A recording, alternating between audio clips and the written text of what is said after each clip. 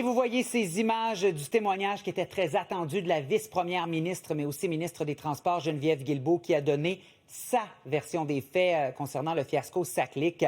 Et le moins qu'on puisse dire, c'est qu'elle a passé un mauvais quart d'heure hier. On a appris notamment qu'elle était au courant de l'explosion des coûts de 230 millions de dollars liés au projet Saclic, 2 ans avant le dépôt du rapport accablant du vérificateur général du Québec. Son cabinet savait même qu'un premier dépassement avait été dissimulé à la population. Pourtant, la vice-première ministre a toujours soutenu qu'on lui avait menti, qu'elle avait appris l'ampleur des dépassements de coûts à la lecture du rapport de la vérificatrice générale, rapport qui a été publié, je vous le rappelle, en février dernier, février 2025. Également, dans un courriel explicite envoyé au premier ministre en décembre 2024, le ministre des Transports réclamait la tête du PDG Éric Ducharme et des changements à la SAAQ. Tout de suite, on va écouter Geneviève Guilbeault qui affirme avoir protégé tout le monde et ramassé seul, et je cite, le merdier qui a découlé du fiasco Saclic. On écoute. Je voulais qu'ils sachent comment je m'étais sentie, parce que je pense que c'est important. Puis je veux pas garder, j'aime pas ça, les rancunes, les frustrations, tout ça. Je voulais évacuer ça avant Noël. Puis je trouvais que c'était important qu'ils le sachent, d'une part. Puis d'autre part, je voulais m'assurer, puis c'est pour ça le reste aussi du courriel, parce que c'est le premier ministre. Lui, il n'est pas dans la gestion de la SAC, il n'est pas, je veux dire, il y a beaucoup de choses en tête. Je voulais m'assurer que ce soit clair pour lui et pour son directeur de cabinet qu'il y avait des enjeux majeurs avec le PDG de la SAAQ et que là, il fallait se pencher sérieusement sur des changements des joueurs clés de la SAAQ pour que ça aille mieux pour la confiance des Québécois. Moi, je suis toujours avec ça dans ma tête. On poursuit la discussion avec Monsef Déraldji, député du Parti libéral du Québec de Néligan, également critique en matière de transport. Bonjour. Oui, bonjour. Alors, je vais vous faire réagir. Merci d'être avec nous sur ce que Mme Guilbeault vient de dire sur cette fameuse lettre qui a été envoyée au bureau du premier ministre, au premier ministre, à un de ses plus proches collaborateurs à la fin décembre, avant la période des fêtes. Quand même, ça a eu l'effet d'une bombe hier à la commission Saclic. Absolument, c'est un des éléments, mais il y en a d'autres. Premièrement, aujourd'hui, on peut confirmer que le gouvernement Legault nous a menti. Il y avait une opération de camouflage, mais je vais utiliser le terme malheureux qui a été utilisé par l'équipe du gouvernement caquiste. Ils ont tout fait pour cacher le fling-flang. Donc, c'est leur fling-flang, et ce fling-flang a été poursuivi par la suite, et les caquistes se sont arrangés pour monter une opération de camouflage. C'est ça ce qui ressort cette semaine avec le témoignage de M. Bonnardel et Mme Guilbeault. Mme Guilbeault, hier, dans sa lettre, il faut revenir dans le temps, 2024. Mme Guilbeault vient de quitter le Parlement avec un blâme, l'outrage au Parlement que nous avons déposé. Mais, je dis bien mais, la phrase clé dans sa lettre, le rapport du vérificateur général va être déposé en 2025 et il risque d'être dévastateur. Les éléments qui ont poussé Mme Guilbeault à laisser une trace et envoyer la lettre à son patron et au chef du cabinet, c'est qu'en communication, il voulait laisser une trace qu'il a envoyé cette lettre parce que ce qu'il préoccupait, l'outrage parce qu'il a été blâmé et que parce que son ministère était impliqué dans les rencontres avec le vérificateur général. Donc le fait qu'il vienne nous dire « on nous a menti, on m'a menti, je n'étais pas informé », et il découvre soudainement le dépassement de coûts, je pense que le procureur, hier, l'a contredit pas une fois, c'est plusieurs fois, parce qu'il a reçu une apprend, il a reçu l'information du dépassement de coûts et il a menti aux Québécois et aux élus. Et le plus troublant, M. Bonnardel et Mme Guilbeault, ils ont tous les deux caché de l'information envoyée aux élus. Et là, pour les gens qui nous écoutent, c'est très grave. Pourquoi? Parce que si moi, j'étais porte-parole à partir de 2024.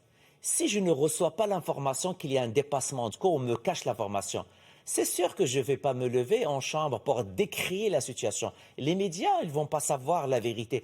On ne va pas faire notre travail de contrôleur de l'action gouvernementale. Les médias jouent un rôle, les élus de l'opposition jouent un rôle, mais d'une manière délibérée. L'opération de camouflage a commencé par M. Bonnardel, s'est poursuivie par Mme Guilbeault, et ils ont empêché les élus de la nation d'avoir une information juste sur l'évolution du projet CASA.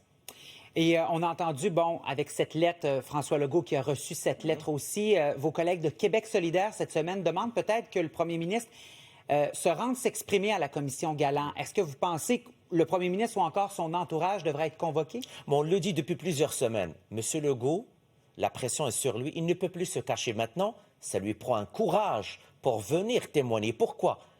Tout le monde autour de lui était au courant. Monsieur, son chef de cabinet, il était au courant. Yves Ouellet, son bras droit, qui était le secrétaire général, la directrice de communication de M. Legault était au courant. Le responsable du dossier de transport à l'intérieur de l'institution du Premier ministre était au courant des dépassements de coûts. Donc, toute son équipe était au courant. Maintenant, la question qui se pose, est-ce que l'équipe de M. Legault était un acteur majeur dans l'opération du camouflage? Est-ce que l'équipe du Premier ministre était une partie prenante du fling-flang? C'est ça que les Québécois aimeraient savoir. Et M. Legault doit le dire. Qui est le chef d'orchestre du fractionnement de contrats? Parce que ça, le commissaire n'a pas encore abordé ce sujet. C'est vrai, il y avait un dépassement de coûts, mais ils ont tout fait pour permettre à M. Legault de passer l'élection, parce qu'il y avait une citation de du vérificateur général, risque médiatique et politique élevé. Donc, ils ont tout fait pour fractionner les contrats, pour que ça passe inaperçu, pour permettre à M. Legault de passer l'élection sans problème. Donc, M. Legault, oui, doit témoigner. Maintenant, toute son équipe était au courant. Et moi, je pense qu'ils étaient même impliqués dans l'opération du camouflage. Avec ce qu'on a entendu cette semaine, il y a aussi beaucoup d'employés politiques, des cabinets, autant de M. Bonnardel que de Mme Guilbeault. Quelle leçon on doit tirer du partage d'informations entre des employés de cabinet et le ministre ou l'élu en titre? Est-ce qu'il y a des leçons, selon vous, qu'on doit tirer de tout ça pour améliorer les pratiques? Moi, je ne pense pas que les ministres n'étaient pas au courant.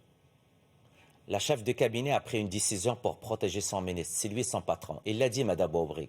Nous avons eu des orientations ministérielles. Je ne crois pas un instant que le ministre n'était pas au courant. S'il n'était pas au courant, pourquoi il est ministre? Pourquoi on le paye déjà? Il est responsable de gérer son ministère et son cabinet. C'est malheureux de le constater.